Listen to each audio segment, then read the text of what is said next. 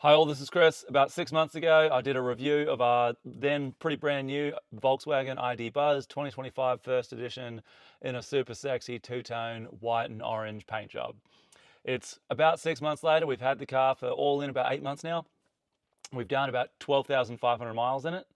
Mix of driving styles that I'll tell you about. So I wanted to come back and do a follow-up review, what we love about this car, because we really do love it, and a couple of things that I think are less than perfect. So first off, I'll get it out the way. Most of what I do in this car is running the kids around. That's why I have it. Used to be I lived in places where I could ride my bike everywhere. I'd ride to work and ride home. I'd ride to the grocery store, have a cargo bike I put the kids in and ride them to school and around. I've got more kids now, and we live in a place where if I want to go to the shops, if I want to take the kids to an activity, I have to drive. So I might as well have a car that I enjoy driving. I love this car for that. Most of the driving I do is not super short. It'll be maybe 8 or 10 miles into town, running some activity, running some errands or the kids to activities and driving back. So for that, this car really shines. We've also done, of the 12,700 miles we've also done a couple of road trips. One was really long. It was a road trip down to Key West and back that all in was probably about 2,500 miles. And one was a road trip which we did. We drove to Pittsburgh, and then my in-laws drove the kids in the car from Pittsburgh to DC, stopping along the way while my wife and I, my best mate, rode bicycles from Pittsburgh to DC.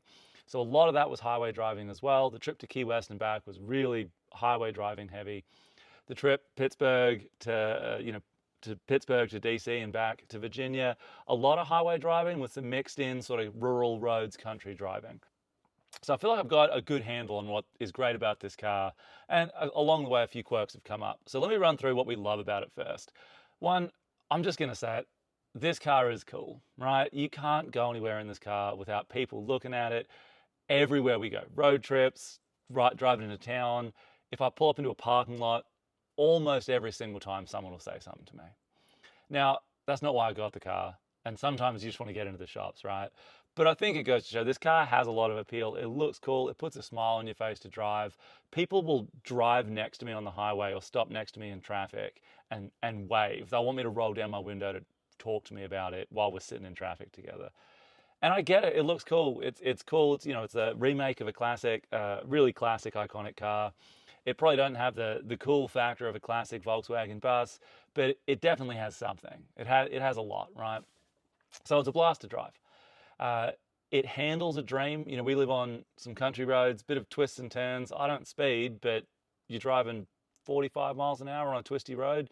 You want a car that'll handle well, and this car does. Because of the really low set battery, the weight's low, it handles an absolute dream.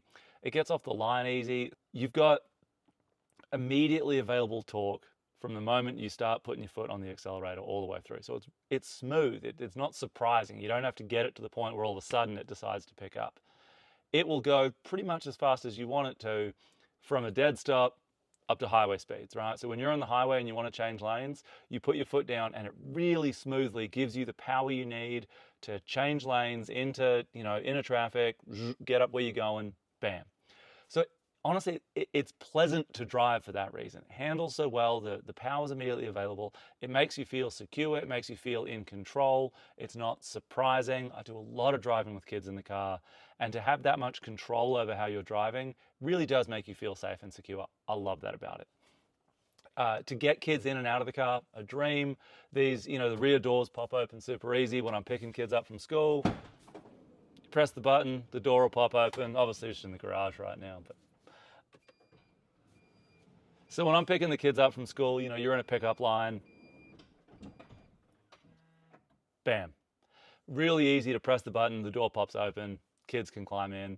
The second row seating there has the fold forward seats so kids can easily get in the back. My kids can use that fold forward push back function. It's not nearly so heavy or awkward that an adult has to do it, which is helpful when you're, again, in a pickup line, trying to keep moving, that a kid can do that rather than you having to get out and do it. Really helpful. The trunk in the back, on a day-to-day basis, I've got the rear seats sitting up because every now and then, I'm carpooling kids. It doesn't have tons and tons of space in the back, but it's easily enough to put a week's worth of groceries for our family in the back without having to fold the seats down. When you do want to fold those seats down, it's really easy. I'm often holding a baby in one hand. I've got big hands, so I've learned the trick of it. It requires you to pull the release lever and give the seat a push. When I want to get them back up again, if I've got a baby in one hand, I can pretty easily make sure I've got the leash to pull on and the leash that unleashes the latch. Bit of a tongue twister. And do both at once and get them back up. If I'm doing a big grocery run, I need more space or something, right? For me, I'm the one who spends the most time in this car, me and the baby, I guess. Again, it's comfortable for me. I'm tall. I guess, if I'm sitting up in my seat, I've got a ton of headroom. I've got a ton of leg room. I don't like to slouch when I'm driving. I also don't like to get up too close.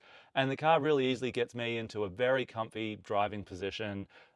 You can adjust the seat pretty easily. It's got these armrests in the front, both sides. So when you're driving, you can get into a comfy position. You spend a lot of time, if you're driving with kids, in the car. You might as well be comfy. It's got some creature comforts that I didn't expect in a car I'd ever owned, but I really like.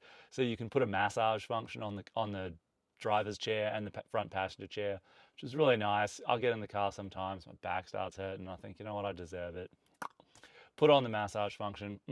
Love it, right?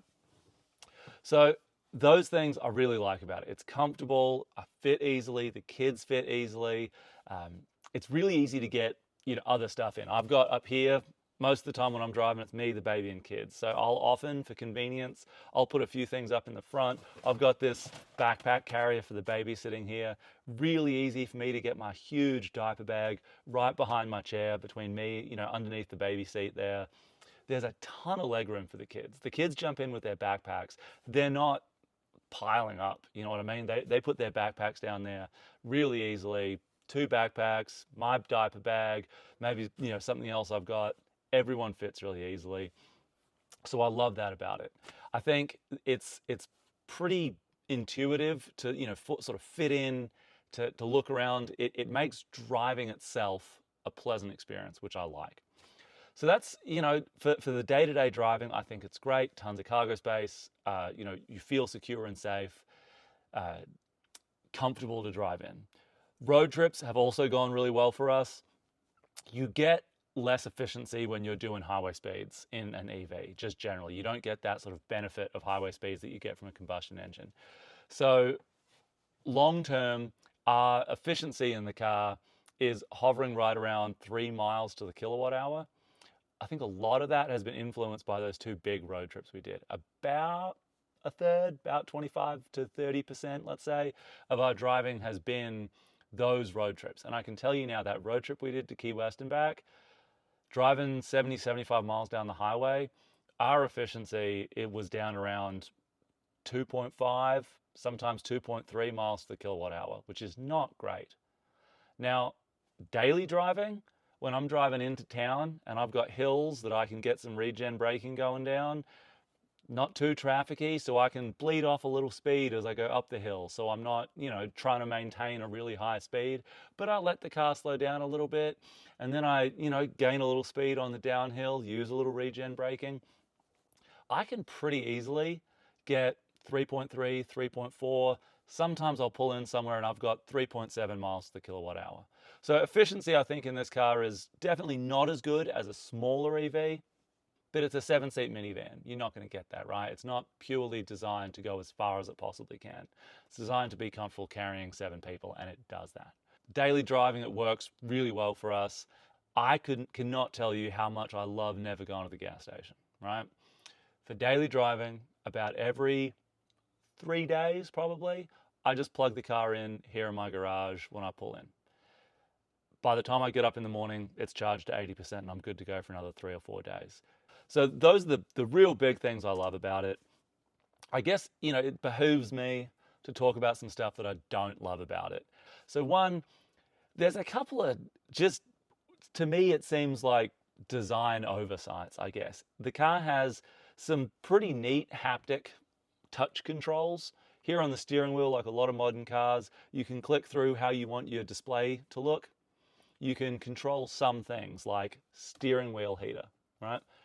The controls to change how the display looks and turn on the steering wheel heater, adjust the radio, are all mounted right on the steering wheel, touch sensitive, almost exactly where I put my hands. When I put my hands on the steering wheel, and it might be when I'm backing out of a spot and you're doing a little bit of on and off, turning the wheel, putting your hands down, I will very often bump almost always the steering wheel heater button.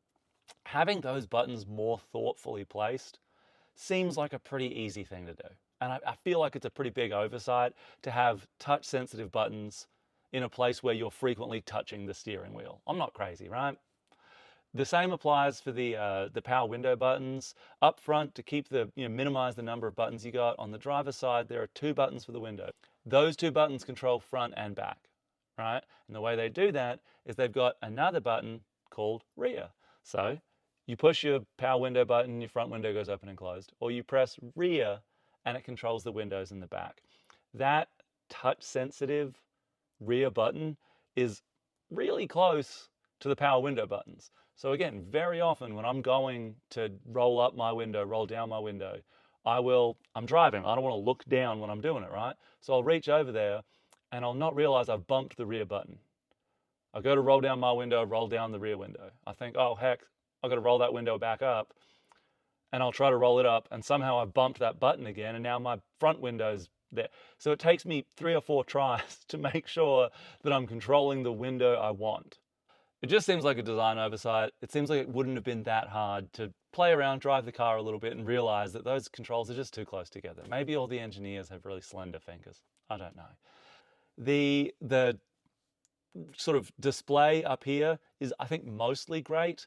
It can be a little clunky. Getting it to look the way you want, getting the features on your little cool LCD TV display here in the front, getting it to look just the way you want with the info you want isn't super easy. You have to play around. You can only customize it so much. So you end up with not all the info you want. I wish there was a way to make some of the boxes bigger or smaller. You're kind of limited. You can pick which bits of info you have there, but you can't pick how big they are. If you want your phone there, all it is a button that just says phone, unless you make it the huge one, in which case it'll give you more. I just, a little more, I guess, sort of a user interface engineering on that side, I think would have been helpful. I wish you could flick through radio stations. If you want to listen to satellite radio, you have to put in presets. That's it. You can't just click from one station to the next. But if I'm on one talk radio station and I want to go 2 forwards, or if I'm on my jazz station and I want to see what the jazz station next door is playing, it'd be nice just to click to it and not to have to add it as a preset in order to get there. I can't be crazy. I don't know, maybe I can. So I wish that was just a little more thought into how people actually use cars. Maybe just how I use cars. I don't know. Maybe I'm unique. Beautiful snowflake. That's my gripes about the user interface. On cargo, the roof racks that come with the car are okay. I wish they were a little more usable, easier to get on and off. To install them, it's a pretty big process. It's sort of a permanent install. Our Subaru Outback we had before this had the integrated roof racks that were essentially, they lived on the car and you could swing them out, put them in, undo them, swing them back.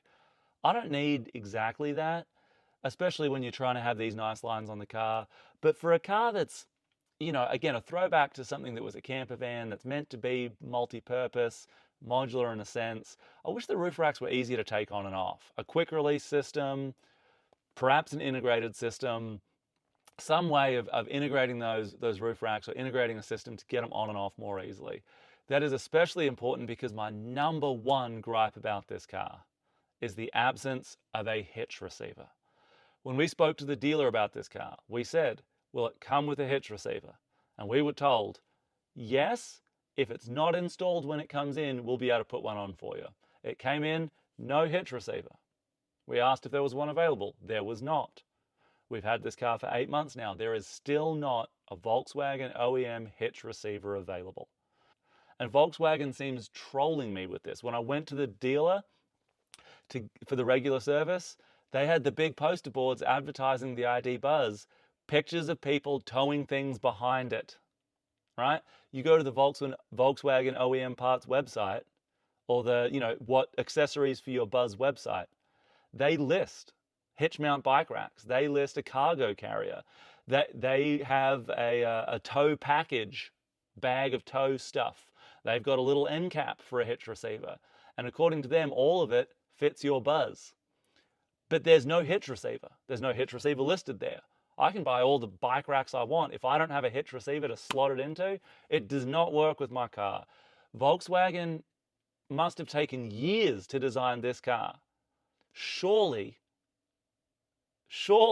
you can design a hitch receiver that works with it.